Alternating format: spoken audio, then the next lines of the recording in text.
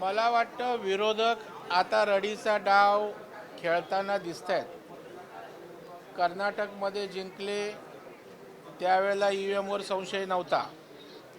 झारखंडला जिंकले तिथे हेच ईव्हीएम होतं आणि लोकसभेला निवडणुका झाल्या त्या ईव्हीएमवरच झाल्या.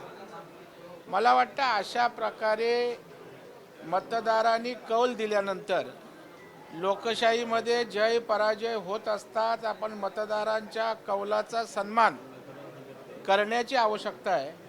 मतदार राजांनी जो कौल दिला त्या कौलाचा अपमान आहे, मतदान करणाऱ्या मतदारांचा अपमान आहे. आणि एवढीच जर खुमखुमी असेल तर आरोप करणाऱ्यांनी संशय घेणाऱ्या निवडून आलेल्या लोकप्रतिनिधींनी आपापल्या आमदारकीचा राजीनामा द्यावा आणि त्या ठिकाणी मग जे आपली मागणी आहे ती भूमिका त्या ठिकाणी मांडावी.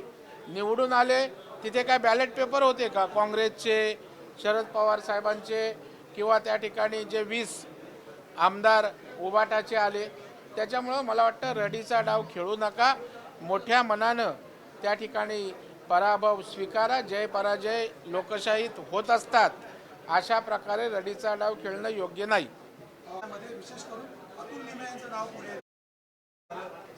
नाही, निश्चितच आमचा विचार परिवार यांची अत्यंत मोलाची भूमिका योगदान त्या ठिकाणी आहे. याविषयी जराही त्या ठिकाणी शंका नाही. आणि त्यामुळे त्यांनी केलेलं मार्गदर्शन, त्यांचं मायक्रो मॅनेजमेंट, सामाजिक बैठका असतील, मतदान वाढवण्यासाठी जागते रहो घेतलेली मोहीम असेल, या सगळ्याचा उपयोग मतदान वाढण्यात आणि त्या ठिकाणी आमच्या मतदानामध्ये निश्चितच झाला. हे सत्य आहे. ठाकरे प्रेमींकडून आता भाजपवर आरोप केला जातो आणि खापर फोडली जाते की दोन्ही ठाकरेंना संपवण्याचं काम भाजपने केलेलं आहे, त्यामुळे ही सत्ता उलटवण्यासाठी दोन्ही ठाकरेंनी आता एकत्र यावं. मला वाटतं त्यांनी आत्मपरीक्षणाची गरज आहे. कोणी कोणाला संपवत नसतो. जो तो आपल्या कर्मानं कृतीनं त्या ठिकाणी संपत असतो. आणि पक्षाला थोडंसं अपयश आलं म्हणजे संपलं असं काय मानायचं कारण नाही. त्यांनी पुन्हा त्या ठिकाणी मेहनत घ्यावी, पक्ष उभा करावा. यश अपयश राजकारणात येतच असतं. आमच्या पक्षाने लोकसभेला महाराष्ट्रात अपयश बघितलंय ना. आम्ही खचून न जाता काम केलं, त्यात जनता जनार्दनचा विश्वास संपादन केला. काम करत राहा. फक्त त्या ठिकाणी फेसबुक लाईव्ह केलं की जनता त्या ठिकाणी स्वीकारत नाही, हे लक्षात घेण्याची आवश्यकता आहे. थँक्यू. एक दुधाच्या दरांमध्ये आता एकंदरीत विरोधकांचा पराभव झाल्यानंतर 3 रुपयाने दूध संघाने कपात केलेली आहे. वेगवेगळे दूध संघ हे सध्या काँग्रेस राष्ट्रवादी ताब्यात आहेत. काय एकंदरीत पराभवाचा वचपा जनतेकडून काढला जातो? नाही, अजिबात नाही. सरकार हे सगळ्यांसाठी असतं. सरकार स्थापन झाल्यानंतर हे सगळे विषय जे काय पेंडिंग असतील ते नीट त्या ठिकाणी मार्गी लागतील. दुधाला अनुदान देण्याचं काम आमच्या सरकारने केलं होतं. नाही, अशा दूध संघांवरती सरकार कारवाई करणार का?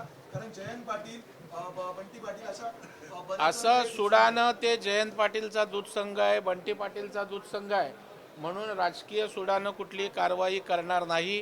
कारण देवेंद्रजींनी पहिलंच सांगितलं इथे जेव्हा जल्लोष साजरा करत होतो तेव्हा की विरोधी पक्षाच्या चांगल्या सूचना आपण स्वीकारू. सुडानं कुठल्याही प्रकारचं राजकारण होणार नाही.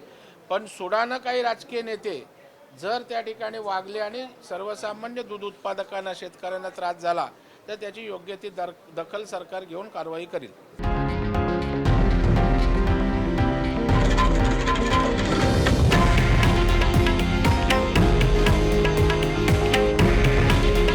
हे आहे देशातील नंबर 1 न्यूज नेटवर्क आणि आपण पाहत आहात TV9 मराठी.